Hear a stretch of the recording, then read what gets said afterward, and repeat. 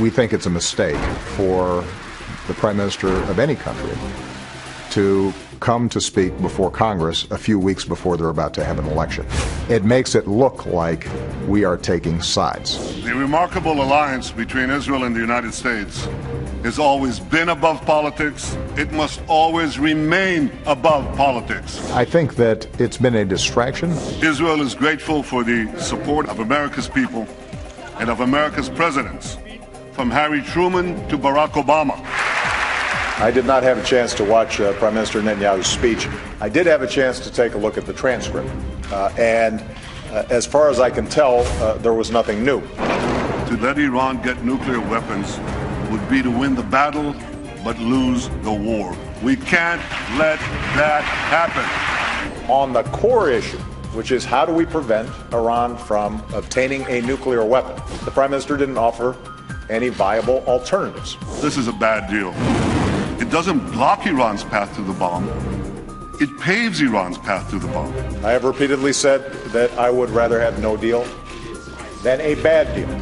Even military action would not be as successful as the deal that we have put forward. Now we're being told that the only alternative to this bad deal is war. That's just not true. The alternative to this bad deal is a much better deal.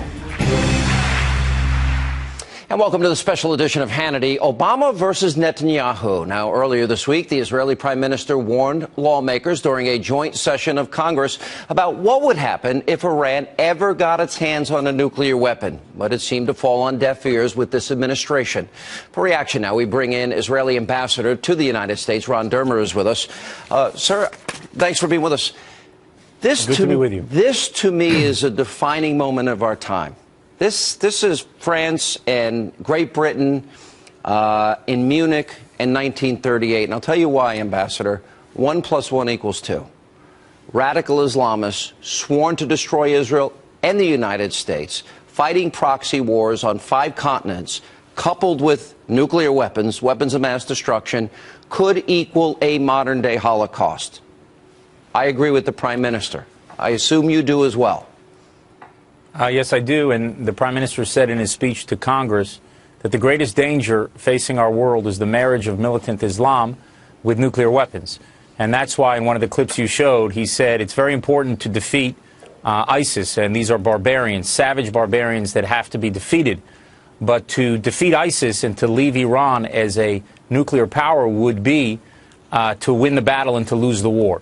As you said, just because of how dangerous this could be. And we're very concerned that a deal that is being negotiated right now would, in a very short amount of time, maybe within the next 10 years, Iran would only have about a year where they could break out to get to a weapon, and they've cheated in the past, and they've defied inspectors in the past so they could do it. But what's even worse, as the Prime Minister said, Iran could get to the bomb not simply by violating the deal that's being negotiated, but they could get to the bomb by keeping it, by simply waiting 10 years when all the restrictions on their nuclear program, the special restrictions that would be put in place by this deal, when all those restrictions would be removed, when all the sanctions would be removed, and then Iran would be free and clear. And within a very short distance of not having a single bomb, but an entire nuclear arsenal. That's why this deal is a very bad deal. The Prime Minister went out of his way, I thought, to be very gracious to the President, talked about the long history that the United States and Israel have together as allies and partners. But Israel is being kept in the dark in terms of what the details of this deal are. But we hear about the sunset clause, that in a 10-year period of time, there would be pretty much a seal of approval given to Iran that they could actually enrich the uranium. And, of course, now we have to talk about the delivery systems, which would then give them the bomb and the delivery system to get it to Israel and maybe the United States. What do we know for sure about this deal as it is currently being negotiated? And have you been left out of the very specific points of the deal? Meaning, has Israel been left out? Look, we're not in the dark, Sean. I can tell you with certainty that we know what's being offered on the table. But the Prime Minister spoke about things that are a matter of public record that you can Google. You mentioned the sunset clause, and for viewers who don't understand what that means, The deal that is being negotiated would, within a certain number of years, remove the restrictions, the special restrictions that are going to be put in place in Iran's nuclear program, and then they'd be treated like any other country in the world, like Japan today. And Japan has an industrial enrichment capability. But the problem was we could have an Iran that would not be like Japan is today, led by a Shinzo Abe, but like Japan was the regime that Japan had 70 years ago. That's the danger. And that's why the Prime Minister made very clear, and this was new about his speech, and a lot of people maybe did not see it.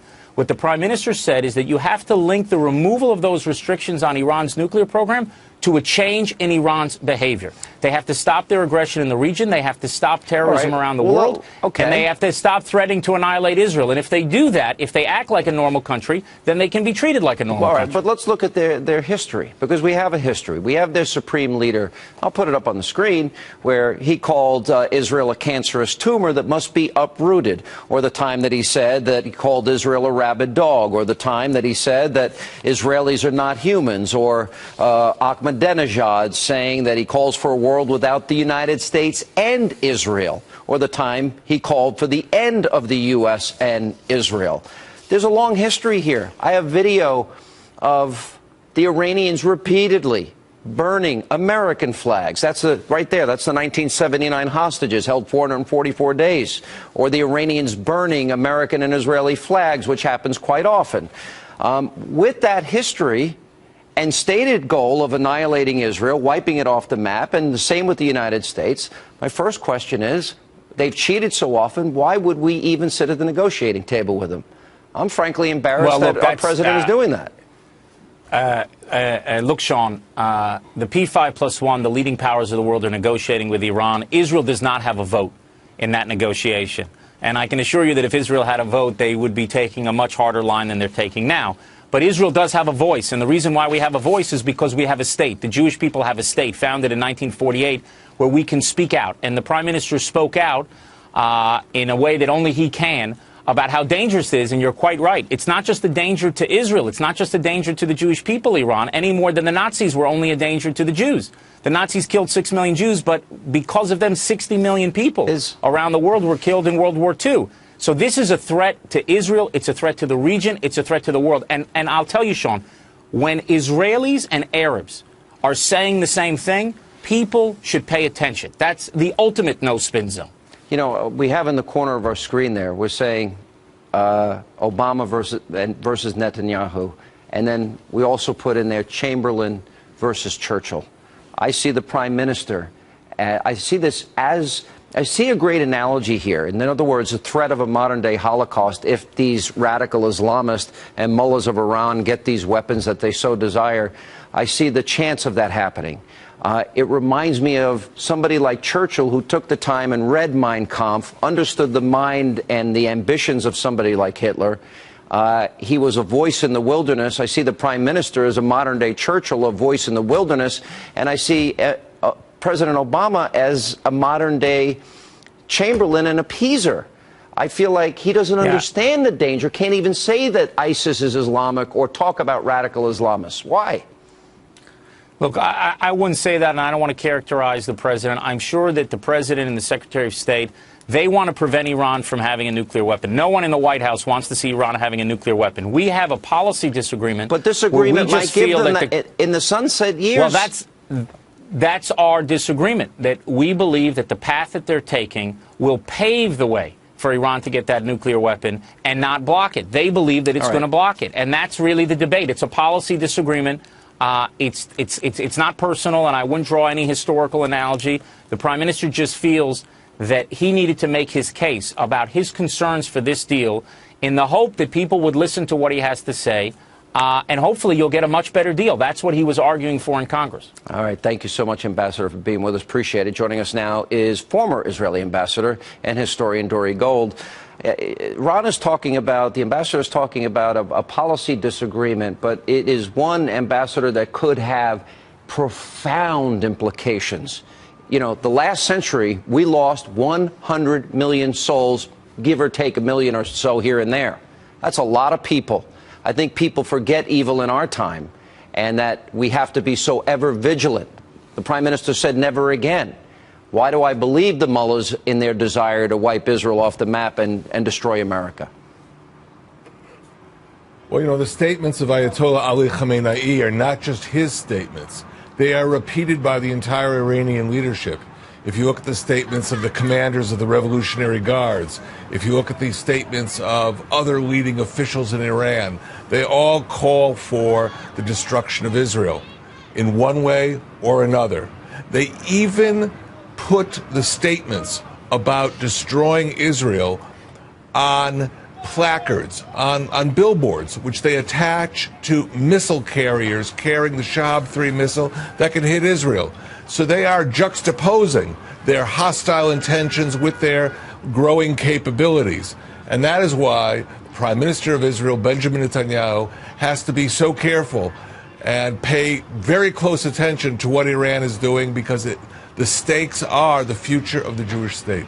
Again, I go back to, and the Prime Minister mentioned this in his speech this week, that even as they are negotiating and apparently yelling at John Kerry, and the Iranians had to be told to stop yelling at John Kerry, and even the Iranians are rejecting this deal that would ultimately give them nuclear weapons.